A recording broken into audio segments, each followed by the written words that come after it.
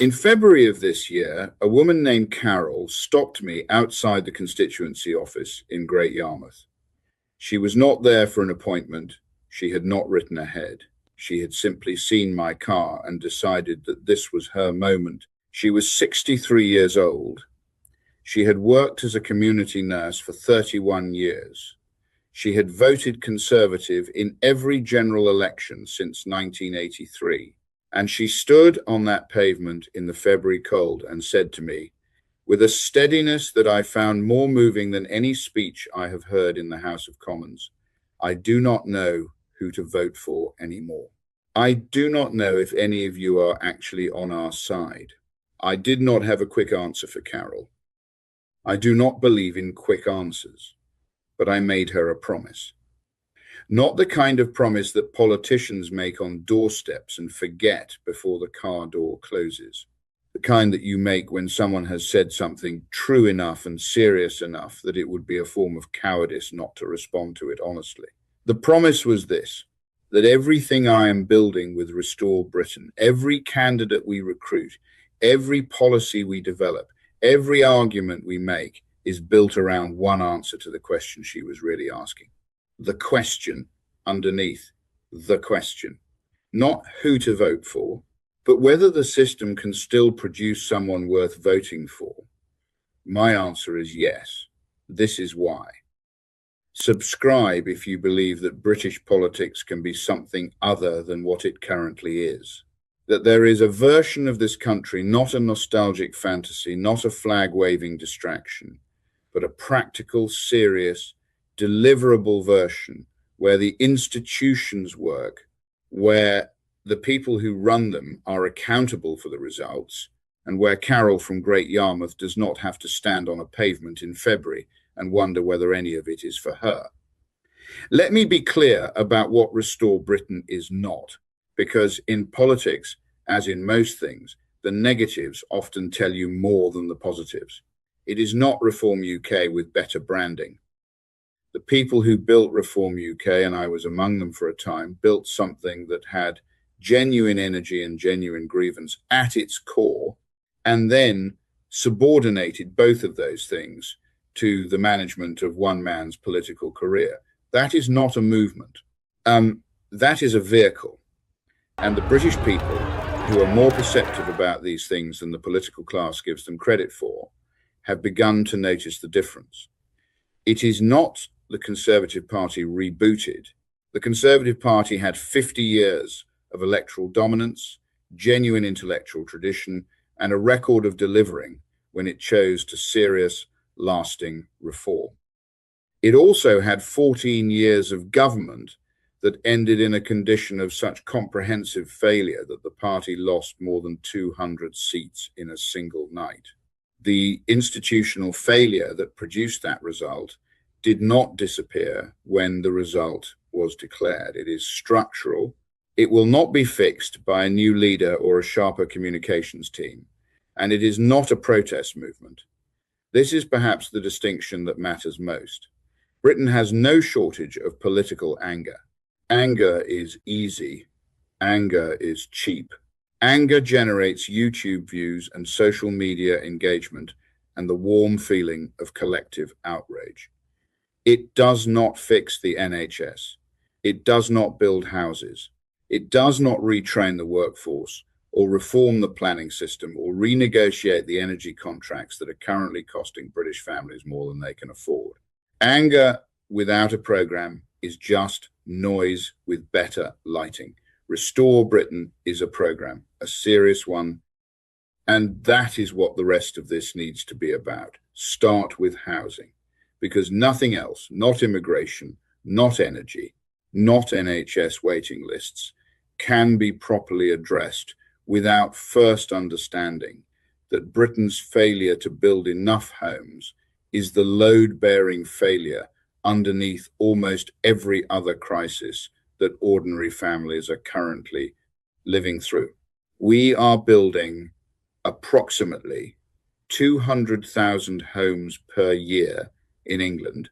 The government's own target, the number required simply to keep pace with household formation, let alone to address the backlog, is 300,000. That gap, 100,000 homes per year, has been accumulating for over a decade. It represents millions of people who cannot access the housing they need at a price they can afford in the places where the jobs are. It represents young people living with parents into their 30s. It represents key workers, the nurses, the teachers, the paramedics, priced out of the communities they serve. It represents the impossible arithmetic of a rental market, where average rents in London now consume more than 40% of the median take-home wage. Restore Britain's position on housing is straightforward and it is non-negotiable. Reform the planning system. Give local authorities genuine powers and genuine resources to build. End the veto that a small number of organised objectors currently exercise over developments that the majority of local people want and need. Stop treating housing targets as aspirational and start treating them as the legal minimum they should be. This will not be popular with every voter. Some of the people who vote for parties like ours own houses and have an economic interest in scarcity. Making that argument, honestly telling people that the system which has benefited property owners for 20 years has simultaneously been failing their children and their grandchildren is the kind of thing that political parties routinely choose not to do. Restore Britain is choosing to do it because the alternative is to keep producing policies that are designed to win focus groups rather than to fix problems. Now let us talk about the NHS, because this is the issue on which the political conversation in Britain is, in my view, the most systematically dishonest. The National Health Service is not failing because it is underfunded in absolute terms. NHS spending in England has increased in real terms in most years over the past 2 decades. The NHS is failing, and it is failing, whatever the government's preferred language about pressures and challenges, because the relationship between what goes in and what comes out has broken down in ways that more money alone will not fix. Productivity in the NHS, measured by the number of treatments and procedures delivered per pound of input, has declined significantly since 2019. The waiting list for elective treatment in England currently stands at over 7 million people. The number of people waiting more than a year for treatment that their clinician has judged necessary, not optional, necessary, runs into the hundreds of thousands. I have visited hospitals. I have spoken to consultants, to nurses, to porters, to administrators. What they describe is not a workforce that is lazy or uncommitted or resistant to improvement. It is a workforce that is operating inside a management and procurement and accountability structure that was designed for a different era and has not been reformed, because reforming it is genuinely difficult and politically costly and requires the kind of sustained, unglamorous, non-headline generating work that modern political culture has almost entirely lost the appetite for. Restore Britain's health policy begins not with a spending commitment, but with a structural one: independent clinical governance, genuine accountability for management performance, a procurement system that stops paying 4 times the market rate for agency staff because the workforce planning that would avoid that dependency has not been done. These are not radical ideas.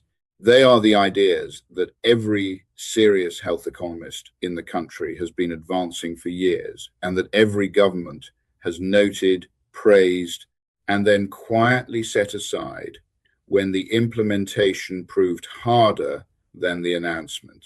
On immigration, the honest position is the one that almost no one in mainstream politics will currently state plainly. So let me state it.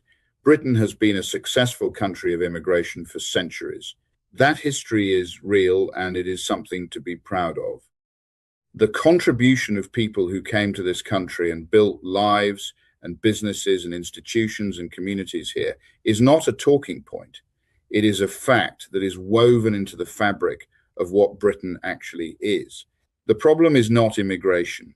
The problem is the combination of volume, speed, and dishonesty. The problem is a system that has been running at a scale that the country's housing stock, its public services, and its integration infrastructure cannot absorb without serious strain, while the people responsible for that system have consistently told the public that the strain is either imaginary or inevitable or both. Restore Britain's position is controlled, managed, needs-based immigration, not a closed door, a functioning door with a frame and a hinge and someone responsible for operating it.